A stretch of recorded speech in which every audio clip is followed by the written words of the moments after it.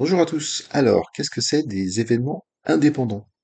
Alors déjà sur la gauche de l'écran, je sais pas si tout le monde a la ref de ce blockbuster des années 90, hein, affiche du film revisité. Bah écoutez, dites-moi en commentaire si vous l'avez vu ou pas, et si vous l'avez reconnu. Pour le sommaire, on va définir la notion. Ensuite, propriété fondamentale, on va le voir, puisque ça donne lieu à deux types d'exercices. Premier exercice, eh bien, il faut démontrer l'indépendance. Et puis, vous pouvez aussi, pour l'évaluation, utiliser l'indépendance. Voilà, il y a deux types d'exercices, bien sûr, on va parler des deux.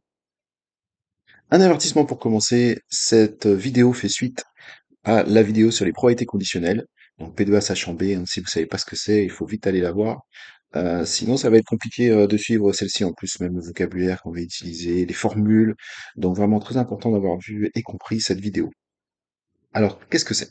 Eh bien, deux événements A et B sont indépendants si la réalisation de l'un n'a pas d'influence sur la réalisation de l'autre.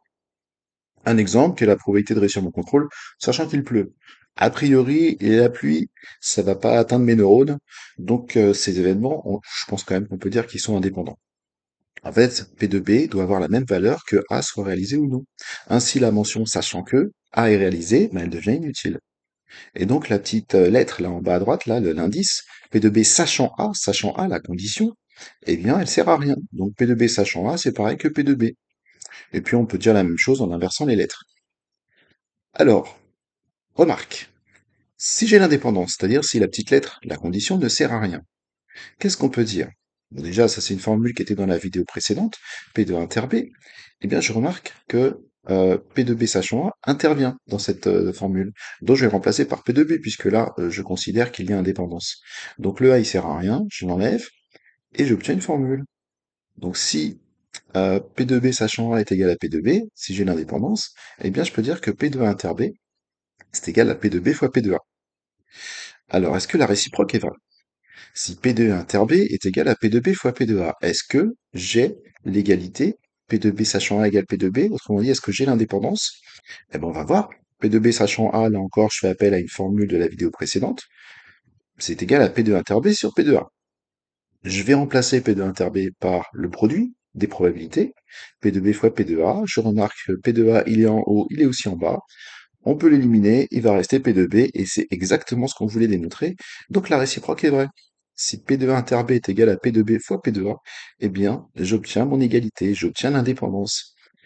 Et donc, puisque je l'ai démontré dans les deux sens, j'ai montré l'équivalence. Et voilà ma propriété. Deux événements A et B sont indépendants si et seulement si P de inter B est égal à P de A fois P de B. Alors en maths, on voit souvent si et seulement si, et trop peu d'élèves savent exactement ce que ça veut dire. Si et seulement si, c'est équivalent à. D'accord? Ça veut dire quoi? Bah, c'est pour ça qu'on a deux types d'exercices. Il y a le premier type où on a besoin de prouver l'indépendance, donc pour ça il faut établir la formule. Et puis il y a d'autres exercices où on connaît l'indépendance et donc on va pouvoir non pas euh, démontrer la formule, mais l'appliquer. Et donc c'est ce qu'on va voir maintenant. Donc dernière partie de cette vidéo, les exercices. Premier exercice, dans un jeu de 32 cartes, on tire une carte au hasard. Et on considère deux événements, R, on tire un roi, et T, on tire un trèfle. Alors vous allez réfléchir, les deux événements ci-dessus sont-ils indépendants? Quand je dis réfléchir, bien sûr, ça veut dire que on fait pause, on prend un papier, un stylo, et on écrit des choses. Et à la fin, on répond à la question, est-ce que, oui ou non, ces événements sont indépendants? Allez, je vous laisse réfléchir à ça. Vous avez relâché la pause, donc je corrige. Alors, la première chose à voir, c'est que dans un jeu, il y a quatre rois.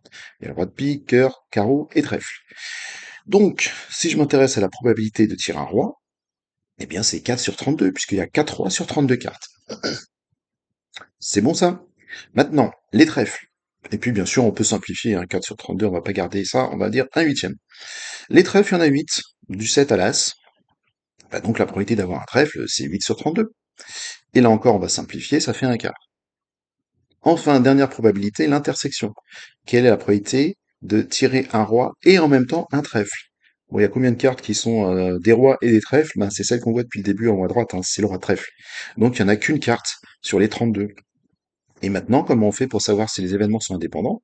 Eh bien, on va prendre les deux premières probabilités, on va les multiplier, et on va comparer le résultat à la dernière probabilité qu'on vient d'écrire. Allons-y. P de R fois P de T. Ben, je fais un huitième fois un quart. J'obtiens un 32e.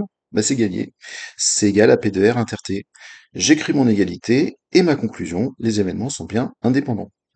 Maintenant, vous allez réfléchir à une suite de cet exercice. Qu'est-ce qui se passe si j'ajoute deux jokers? Les jokers, a priori, c'est pas des rois, c'est pas des trèfles.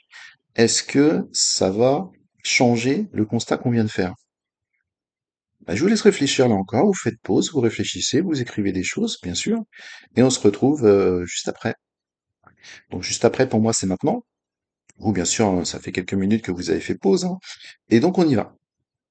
Alors, les deux événements ci-dessus sont-ils indépendants? Eh ben, on va faire la même stratégie, hein. On va calculer P de R, P de T, P de R inter T, on multiplie les deux premières et on va comparer avec P de R inter T. Alors, qu'est-ce que ça change, les deux jokers, là? Là, ça change que c'est plus un jeu de 32 cartes, c'est un jeu de 34 cartes, puisqu'on a rajouté deux jokers. Donc ici, on va changer tous les dénominateurs. Il y a toujours quatre rois, mais il y a que 34 cartes. Ça fait 2 17e. Vous voyez, la probabilité, elle a changé. Pour les trèfles, c'est pareil. Il y en a 8 sur 34, donc 4 17e. P2R interté, il y a toujours un seul roi de trèfle, mais sur 34 là encore. Donc si je multiplie les deux probabilités vertes, eh ben, j'obtiens 8 sur 289, c'est une fraction irréductible, 1 sur 34 aussi, et quand on les compare, on voit qu'elles sont différentes. Donc ici, eh bien, on a perdu l'indépendance des deux événements. Donc vous voyez, les jokers qui avaient l'air inoffensifs là, et ben finalement ça change tout. Donc à chaque fois, n'essayez pas d'interpréter, de dire tiens, je vais écrire un petit texte qui va me permettre de démontrer que c'est ou c'est pas indépendant. Non, faites les calculs, hein. Vous faites les calculs, vous comparez, c'est égal, c'est indépendant, c'est pas égal, c'est différent, bah c'est pas indépendant. D'accord? Il faut vraiment passer par les calculs ici. Allez, maintenant, on termine avec utiliser l'indépendance. Donc, avec cet exercice, on considère deux événements indépendants. Ah, vous voyez, on le sait.